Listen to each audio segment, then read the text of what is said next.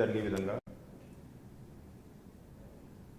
అది primary, secondary, tertiary ఈ మూడు రంగాల్లో కూడా ఫెసిలిటీస్ ఏర్పాటు చేసుకోవడం, ఖాళీ ఉన్నటువంటి పోస్టులు భర్తీలు చేసుకోవడం, ఇన్ఫ్రాస్ట్రక్చర్ ఇదంతా కూడా డెవలప్ చేసుకోవడం,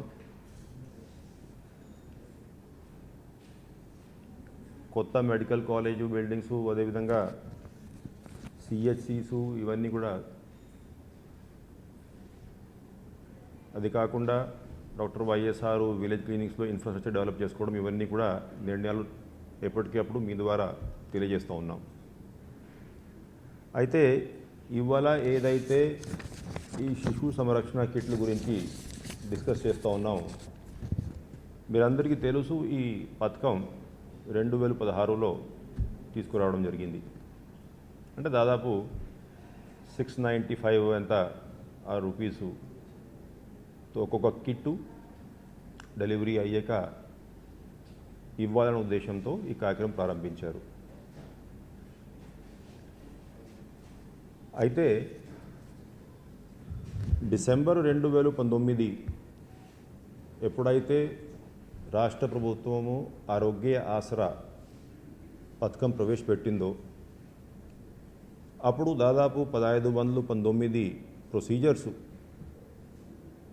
ఆరోగ్యశ్రీ కింద ఉన్నటువంటి ప్రొసీజర్స్కి ఒకవైపు ఎంపానల్డ్ హాస్పిటల్స్లో, అదేవిధంగా ప్రభుత్వ ఆసుపత్రుల్లో ప్రభుత్వం ఖర్చు మీద ఉచిత ట్రీట్మెంట్ ఇస్తూనే ట్రీట్మెంట్ అయ్యాక కూడా రోజువారీగా సస్టెనెన్స్ కోసము 225 రూపాయలు చొప్పున ప్రొసీజర్ని బట్టి కొన్ని రోజులకి ఆ పేషెంట్లకి ఈ ఆరోగ్య ఆసరా పథకంని ప్రభుత్వం ప్రవేశపెట్టింది. చాలా మంచి ఫలితాలు ఈ ఆరోగ్య ఆసరా పథకం వల్ల ప్రజలకి అందాయి. ఇప్పుడు వరకు మనం ఒకసారి ఆ ఖర్చులు చూసుకుంటే డిసెంబర్ 2019 నుంచి మార్చ్ 2020 వరకు దాదాపు 79 కోట్ల రూపాయలు, అదేవిధంగా ఏప్రిల్ 2020 నుంచి మార్చ్ 21 వరకు 193 కోట్ల రూపాయలు ఆరోగ్య ఆసరా కింద ఇవ్వడం జరిగింది. ఈ సంవత్సరం చూసుకుంటే 1 ఏప్రిల్ నుంచి ఇంకా అక్టోబర్ పూర్తి కాలేదనుకోండి, దాదాపు 7 నెలల్లోనే 160 కోట్ల రూపాయలు ఆరోగ్య ఆసరా కింద ప్రభుత్వం ఈ పేషెంట్స్ అందరికీ కేటాయించారు. అదే ఆరోగ్య ఆసరా పథకం కింద డెలివరీస్ జరిగితే గవర్నమెంటు 2019లో ఫస్ట్ నార్మల్ డెలివరీ అయితే 3000 రూపాయలు, సిజేరియన్ డెలివరీ అయితే 1000 రూపాయలు అని ప్రకటించి మళ్ళీ దాన్ని అమెండ్మెంట్ తీసుకువచ్చి సెప్టెంబర్ 2020 నుంచి నార్మల్ డెలివరీ అయితే 5000, సిజేరియన్ డెలివరీ అయితే 3000 రూపాయలు ప్రతి ఒక్క డెలివరీకి ఈ ఆరోగ్యశ్రీ కింద తీసుకువచ్చి, అంటే ఆరోగ్యశ్రీ కింద ఇంకొక అడ్వాంటేజ్ అంటే ఎంపానల్డ్ హాస్పిటల్లో కూడా జరిగిన ఆరోగ్యశ్రీ కింద ఎంటైటిల్మెంట్ ఉంది కాబట్టి ప్రతి ఒక్క ఆరోగ్యశ్రీ కేసు కింద రిజిస్టర్ అయినటువంటి డెలివరీకి ఈ 5000, 3000 రూపాయలు ఇవ్వాలనేది ప్రకటించింది. దాన్ని బట్టి ప్రతి ఒక్క ఆరోగ్యశ్రీ డెలివరీకి ఈ అసిస్టెన్సు ఇవ్వడం జరుగుతూ ఉంది. ఈ 2016లో ఎప్పుడైతే ఈ పథకం ప్రవేశపెట్టారో ఆ రోజుకి అటువంటి అసిస్టెన్స్ ఏమీ లేదు.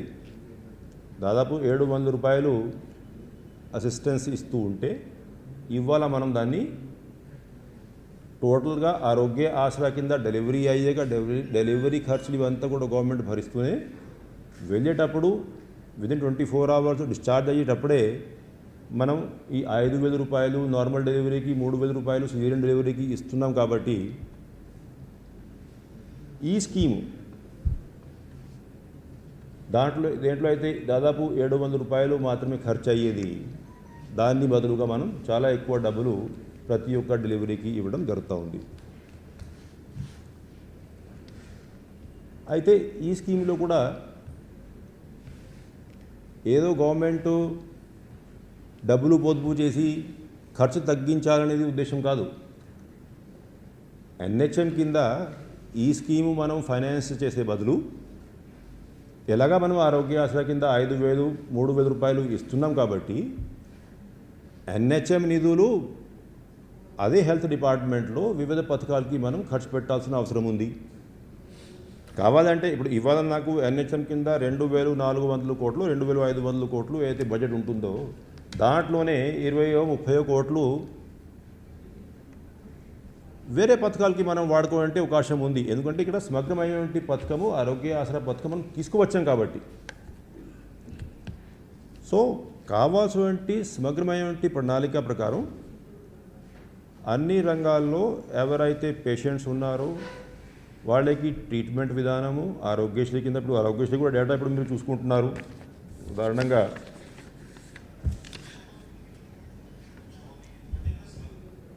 గత 2-3 సంవత్సరాలు మనం చూసుకున్నట్లయితే 17-18 1,218 కోట్ల రూపాయలు, 18-19 1,292 కోట్ల రూపాయలు, 19-20 1,500 కోట్ల రూపాయలు, 2021 1,676 కోట్ల రూపాయలు, 21-22 ఇప్పటికే 1,013 కోట్ల రూపాయలు. సో ఆ కంపారిజన్ ఎందుకు చెప్తా ఉన్నానంటే ఓవరాలు పేషెంట్కి ఏ కేటగిరీలో అయినా మేలు జరగాలి. మనం ఇప్పుడు సమగ్రమైనటువంటి పథకాలు ఆరోగ్యశ్రీ కింద ప్రొసీజర్ పెంచుకొని ఈ ట్రీట్మెంట్ పథకాలు అదేవిధంగా ఆరోగ్య ఆసరా కింద డిశ్చార్జ్ అయ్యేటప్పుడు అదనపు సహాయం బ్రహ్మాండంగా అందరికీ ఇస్తూ ఉన్నామనేది మీ ద్వారా తెలియజేస్తూ ఉన్నాను. అయితే ఇంకా ఈ కోవిడ్ విషయానికి వస్తే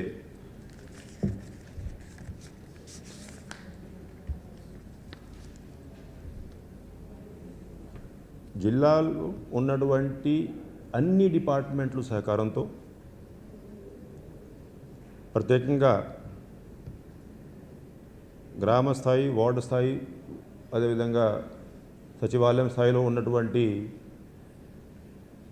volunteers, Asha workers, ANMs, PSC medical officers ఆ మొత్తం ఆ స్టాఫ్ అందరూ కూడా బాగా కష్టపడి పనిచేసి ఇప్పటికే 5,02,45,906 డోసెస్ వ్యాక్సినేషన్ సాధించగలిగాం. ఈ కష్టపడి పనిచేసేటువంటి ప్రతి ఒక్క ఎంప్లాయీ, అన్ని డిపార్ట్మెంట్ ఎంప్లాయీస్, దాంట్లో ప్రత్యేకంగా ఈ అంగన్వాడీ వర్కర్స్ కూడా చాలా కీలకమైనటువంటి పాత్ర పోషిస్తూ ఉన్నారు. అందరినీ కూడా నేను హృదయపూర్వకంగా అభినందిస్తున్నా. ప్రజలందరినీ కూడా ఈ సహకారం అందించారు కాబట్టి వాళ్ళని కూడా హృదయపూర్వకంగా అభినందిస్తూ ఉన్నాను. టోటల్ ఇప్పుడు మీరు డీటెయిల్ చూసుకున్నట్లయితే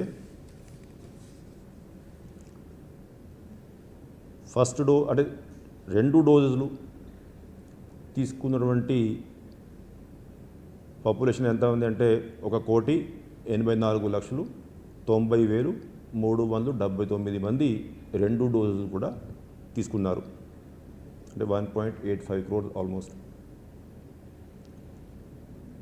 అది కాకుండా ఓన్లీ సింగిల్ డోస్ తీసుకున్న వాళ్ళు 1,32,65,148 మంది ఉన్నారు. మొత్తం కలిపి 3,17,55,527 మంది పబ్లిక్ కనీసం 1 డోసు తీసుకోవడం జరిగింది. అంటే టోటల్ మనం చూసుకున్నట్లయితే మనం కార్యక్రమం ప్రారంభించేటప్పుడు దాదాపు 3,47,31,355 మంది ఉంటారు. ఆ రోజు ఉన్నటువంటి డేటాని బట్టి ఈ వ్యాక్సినేషన్ కార్యక్రమం ప్రారంభిస్తే దీన్ని బట్టి చూసుకున్నట్లయితే దాదాపు 91.43% పర్ఫార్మెన్స్. అయితే ఈ మధ్యలో గవర్నమెంట్ ఆఫ్ ఇండియా రాష్ట్రంలో ఉన్నటువంటి వ్యాక్సినేబుల్ పాపులేషను ఎంతమంది అంటే 3,95,22,000 అనేది అన్ని రాష్ట్రాలకి రిజిస్ట్రార్ జనరల్ సెన్సస్ నుంచి తీసుకొని డేటా కమ్యూనికేట్ చేశారు. అయితే ఈ 3,95,22,000 డేటాని బట్టి మనం చూసుకున్నట్లయితే ఈ పర్ఫార్మెన్స్ ఏదైతే ఉందో 3,17,55,527 it is 80.35% performance for at least 1 dose. అదేవిధంగా సెకండ్ డోజు ఏదైతే 1,84,90,379 తీసుకున్నారు, దట్ అమౌంట్స్ టు 46.79%. కంట్రీ అదే హోల్ మీరు కూడా చూసి ఉంటారు ఫిగర్స్. అవి బోత్ డోసెస్ తీసుకున్నటువంటి పబ్లిక్ దాదాపు 32-33% రేంజ్లో ఉన్నారు. మనం 46.79% సాధించాం ఈ డేటాని బట్టి. అయితే ఏదైతే మనం first 3.47 crore last year estimate వేసుకొని ముందుకు వెళ్ళాం, ఇప్పుడు 3.95 crores గవర్నమెంట్ ఆఫ్ ఇండియా ఏదైతే ఫిగర్స్ కమ్యూనికేట్ చేశారో దాని గురించి ఇప్పుడు మనం కలెక్టర్లందరికీ ఈ వాలంటీర్స్కి ఈ డేటా ఇవంతా కూడా ఇచ్చి ఇంటింటికి వెళ్ళి కరెక్ట్గా అసెస్మెంటు ఆ సర్వే త్వరగానే పూర్తి చేసుకొని యాక్చువల్ ఫిగరు మన రాష్ట్రంలో ఎంతమంది ఇంకా మిగిలి ఉన్నారు అవి వెరిఫై చేసుకోమన్నాం. బహుశా ఈ శుక్రవారం వరకు అందరూ కలెక్టర్స్ కూడా ఈ డేటా ఇచ్చేటువంటి పరిస్థితి ఉంటుంది. ఆ రోజుకి మళ్ళీ ఒకసారి మనం సమావేశం అయి కరెక్ట్గా ఎంతమందికి వ్యాక్సినేషన్ చేయాలనో ఆ డేటా కూడా మీ ద్వారా తెలియజేసుకుంటాం. అంటే దీంట్లో జిల్లా వారీగా మనం చూసుకున్నట్లయితే కొన్ని జిల్లాలు మన రాష్ట్రం యావరేజ్ లేకపోతే కంట్రీ యావరేజ్ కంటే చాలా ఎక్కువ వ్యాక్సినేషన్ చేయడం జరిగింది.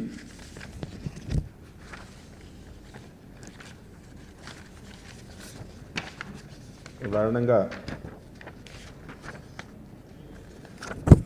నెల్లూరు జిల్లా ఓవరాల్ మనం చూసుకున్నట్లయితే అవుట్ ఆఫ్ దిస్ 3.95 crores దాదాపు 23,69,000 వ్యాక్సినేషన్ టార్గెట్ ఉంటే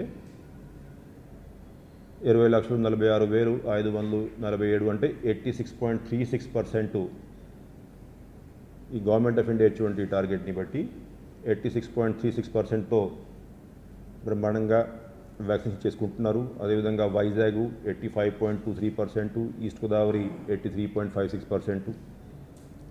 అదేవిధంగా కొన్ని జిల్లాలు శ్రీకాకుళము 75%, విజయనగరము దాదాపు 71.3%. అంటే కొన్ని జిల్లాల్లో ఈ మైగ్రేషను ఇవన్నీ ఇష్యూసు దానివల్ల అంటే ప్రోగ్రెస్ ఆటోమేటికలీ గ్రామ స్థాయిలో ఎంతమంది ఉన్నారు అవైలబుల్ దాన్ని బట్టి ఆధారపడి ఉంటుంది. అంటే ఆ ఇంటింటికి వెళ్ళి ఆ సర్వే ఇవన్నీ చేసుకుంటే అప్పుడు పూర్తి పిక్చరు ఈ శుక్రవారం కల్లా ఎంతమంది గ్రామాల్లో పట్టణాల్లో ఉండి ఇంకా వ్యాక్సినేషన్ చేయకుండా ఉన్నారు అవి కంపైల్ చేసి ఉండే అవకాశం ఉంటుంది.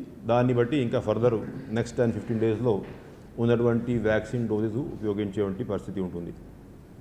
అయితే ఇవాళ ఒకసారి ఆ కేసుల సంఖ్య చూసుకున్నట్లయితే గత 24 గంటల్లో 27,641 శాంపిల్స్ టెస్ట్ చేస్తే 295 మంది పాజిటివ్, 7 మరణాలు నమోదైనాయి ఈ కోవిడ్ కింద. సో అదేవిధంగా ఈ black fungus mucormycosis cases చేసుకుంటే ఇప్పుడు చాలా తక్కువ వస్తున్నాయి అనుకోండి.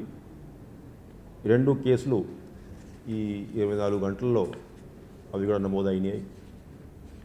అయితే కేసులు తగ్గించిన ఈ 104 కాల్ సెంటర్ ఏదైతే ఉందో అది యాజ్ ఇట్ ఈజ్గా సీరియస్గానే మానిటరింగ్ చేసుకుంటూ పని చేయాలి అనేది జిల్లా కలెక్టర్లందరికీ ఆదేశాలు జారీ చేశాం. ఎందుకంటే 16 ఏప్రిల్ మనం ఈ 104 కాల్ సెంటర్ని రివైవ్ చేసేటప్పుడు ఏదైతే ఒక 1 వీక్ 2 వీక్స్ టైం అప్పుడు తీసుకున్నాం, అటువంటివి పరిస్థితి మళ్ళీ రాకుండా ఉండాలి. కంటిన్యూస్ మానిటరింగ్ జరుగుతూ ఉండాలి. దానికి ఇప్పుడు మీరు వివరాలు చూసుకుంటే టోటల్ ఆ రోజు నుంచి ఇప్పుడు వరకు మనం దాదాపు 6,05,019 కాల్స్ 104 కాల్ సెంటర్స్కి కావాల్సిన ఇన్ఫర్మేషన్ కోరుకున్న వాళ్ళు, అదేవిధంగా వ్యాక్సినేషను, లేకపోతే హాస్పిటల్ అడ్మిషన్స్, టెస్ట్ రిజల్ట్స్ ఇవన్నింటి కోసం నమోదైనాయి. అదేవిధంగా ఏదైతే దాదాపు 5,500 మంది డాక్టర్స్ని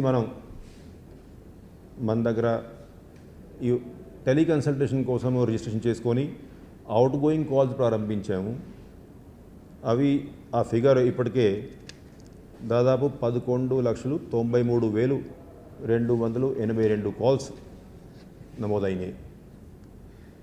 సో ప్రతి ఒక్క పేషెంట్స్ ఎవరైతే హోమ్ ఐసోలేషన్లో ఉన్నారో, లేకపోతే చాలా తక్కువ మంది ఇప్పుడు హాస్పిటల్స్ కోవిడ్ కేర్ సెంటర్స్లో ఉన్నారు, వాళ్ళకి ఫోన్ చేయడం, జరుగుతున్న ట్రీట్మెంట్ మీద ఇన్ఫర్మేషన్ తీసుకోవడము, కావాల్సిన గైడెన్స్ ఇవ్వడము, ఇవన్నీ కూడా చేసుకోవడం జరుగుతూ ఉంది. అది కాక మామూలుగా మీకు తెలుసు, ఇప్పుడు అంతకుముందే మనం ఒకవేళ థర్డ్ వేవ్ వచ్చేలాగా ఉంటే దానికి కావాల్సినటువంటి ఏర్పాట్లు, పెడియాట్రిషియన్ రిక్రూట్మెంటు, స్టాఫ్ నర్సెస్కి ట్రైనింగు, కావాల్సినటువంటి ఆక్సిజన్ లైన్స్, సిలిండర్సు, కాన్సన్ట్రేటర్సు, కావాల్సినటువంటి మెడిసిన్ డోజెస్ సర్ప్లస్ స్టాక్ పెట్టుకోవడము, ఇవన్నీ కూడా పకడ్బందీగా చేశారు ఆంధ్ర రాష్ట్రంలో. ఇప్పుడు ఉన్నటువంటి పరిస్థితిని బట్టి అయితే అన్ని చోట బెడ్స్ ఇవన్నీ అవైలబుల్గా ఉన్నాయి. కావాల్సినటువంటి స్టాక్ ఆఫ్ కాన్సన్ట్రేటర్సు, సిలిండర్స్ ఇవన్నీ కూడా ఉన్నాయి. బట్ ఒకవేళ ఏమాత్రం ఎమర్జెన్సీ ఉన్నా కూడా దాన్ని కూడా డీల్ చేయడానికి, ఎదుర్కొనడానికి ప్రభుత్వం సిద్ధంగా ఉందని చెప్పేసి మీ ద్వారా తెలియజేస్తూ, ఇటువంటి అంటే వార్తలు పబ్లిక్కి మనం ఇచ్చేటప్పుడు క్లియర్గా, అంటే ఓవరాల్ గవర్నమెంట్ స్టెప్స్ తీసుకున్నవి కూడా ప్రజలకి టైం టు టైం తెలియజేస్తూ, ఎందుకంటే వాళ్ళకి ఈ కన్ఫ్యూజను, లేకపోతే కొన్ని అపోహలు ఏర్పడి ఇటువంటివి మిస్కమ్యూనికేషన్ ఉండొద్దనే ఉద్దేశంతో టైం టు టైము మీరందరూ కూడా ఏదైతే గవర్నమెంట్ స్టెప్స్ తీసుకుంటున్నారో అది కూడా ప్రజలకి తెలియజేస్తే బాగుంటుందని చెప్పేసి మీరందరినీ కూడా రిక్వెస్ట్ చేసుకుంటూ సెలవు తీసుకుంటున్నాను. నమస్కారం.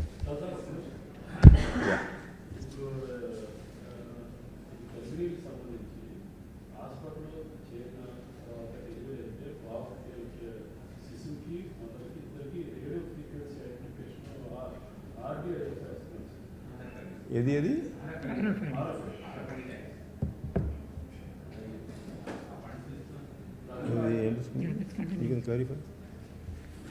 క్లారిఫై ఏం కావాలండి?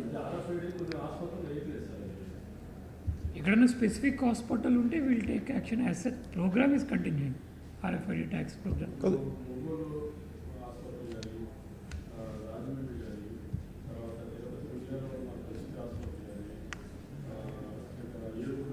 స్పెసిఫిక్గా ఇండివిజువల్గా ఏదైనా హాస్పిటల్ ఉంటే ఓకే. నేనేం చేస్తానంటే ఎలాగా ఇప్పుడు once my collectors complete the survey, ఇంకొక ప్రెస్ కాన్ఫరెన్స్ ఏర్పాటు చేస్తాం కాబట్టి ఆ రోజు ఈ కార్యక్రమం గురించి డీటెయిల్స్ తీసుకొస్తాను.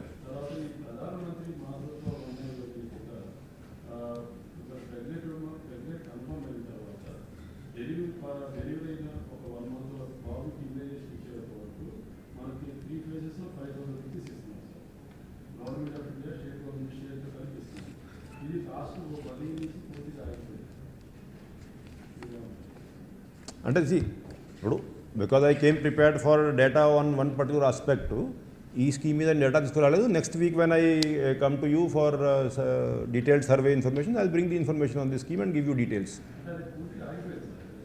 అంటే నేనేమంటా అంటే ఏ ప్రోగ్రామ్ కూడా ఆగిపోయే ప్రసక్తే లేదు.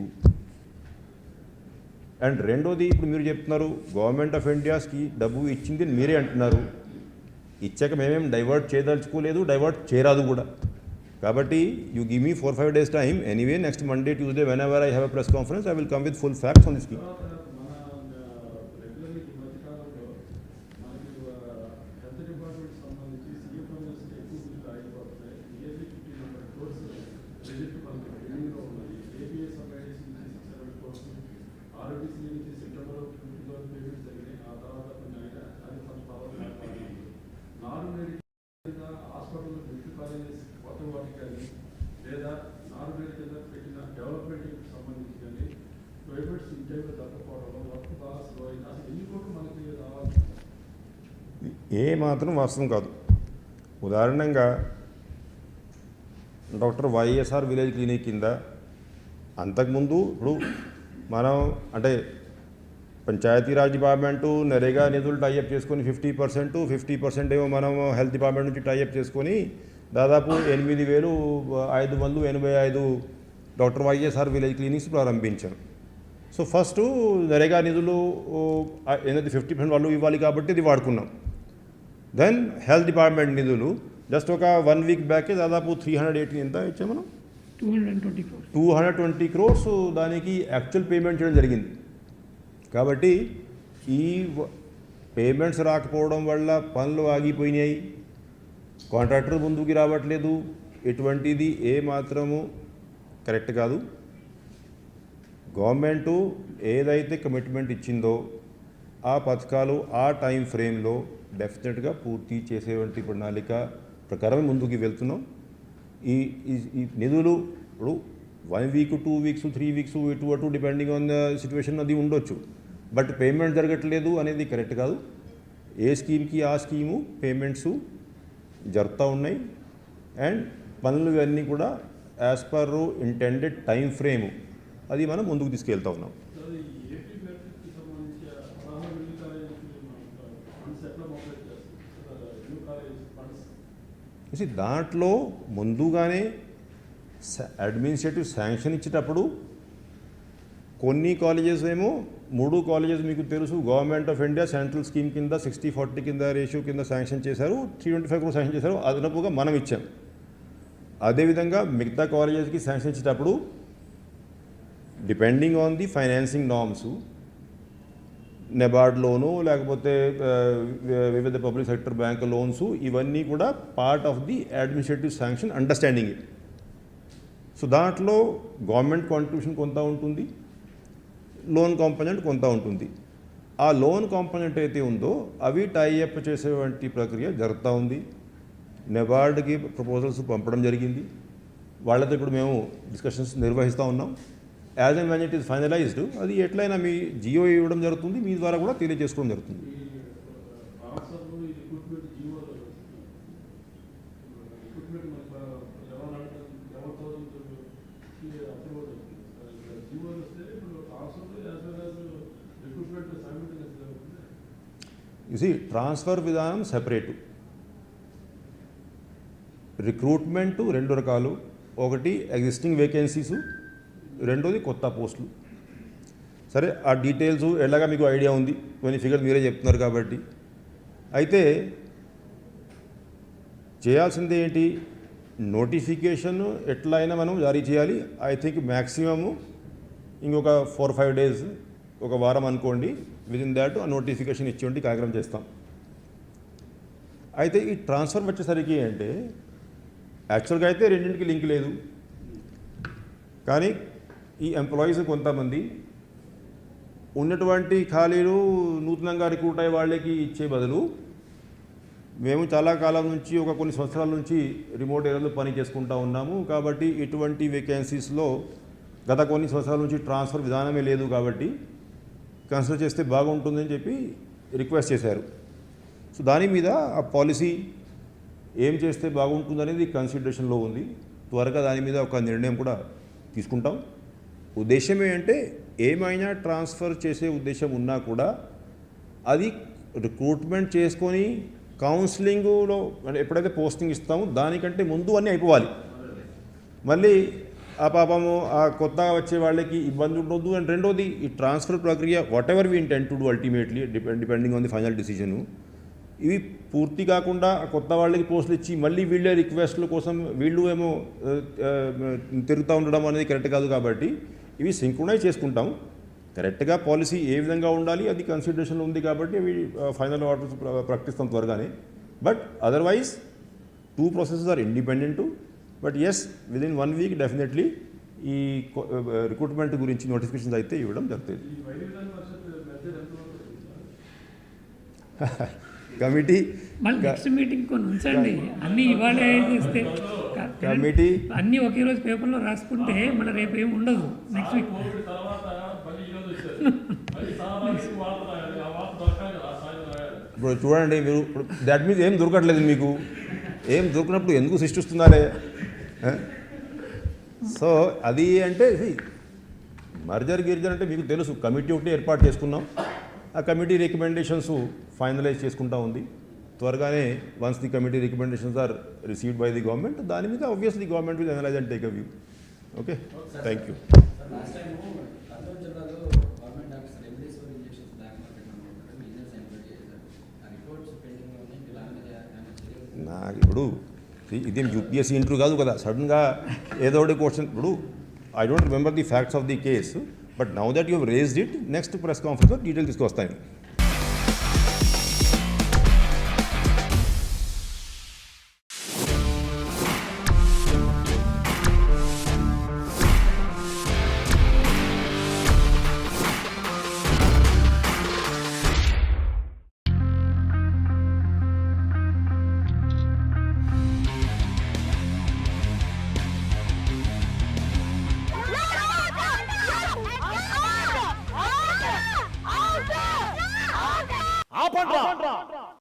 అంతకు మించి ఒక్క మాట మాట్లాడితే హలో, ఇంతకీ ఈసారి వరల్డ్ కప్ ఎవరు గెలుస్తారు తెలుసా?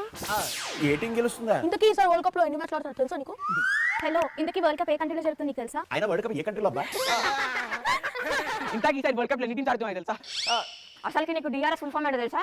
డిఆర్ఎస్ వరల్డ్ కప్ లో పాకిస్తాన్ పైన ఇండియా ఎన్నిసార్లు గెలిచిందో తెలుసా? తమ్ముడు, అక్క ఈసారి సెమీఫైనల్స్ లో ఇంకా ఫైనల్స్ లో కొత్త రోల్ తీసుకొస్తున్నారు, నీకు తెలుసా? చెప్తున్నా. అది ఆగండి. ఇంతమంది ఇన్ని క్వశ్చన్లు అడిగితే నేను ఎక్కడి నుంచి ఆన్సర్ చెప్పాలా? అయినా క్రికెట్ గురించి నాకంత తెలీదు. అయినా ఇన్ని జెన్యూన్ క్రికెట్ డౌట్స్ ని క్లారిఫై చేయాలంటే క్రికెట్ ఎక్స్పర్ట్ కావాలి, క్రికెట్ మహాజ్ఞాని గురువు కావాలి.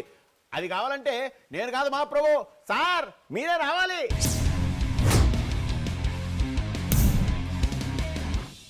హలో బ్రదర్, ఇది వరల్డ్ కప్ తగ్గేలే.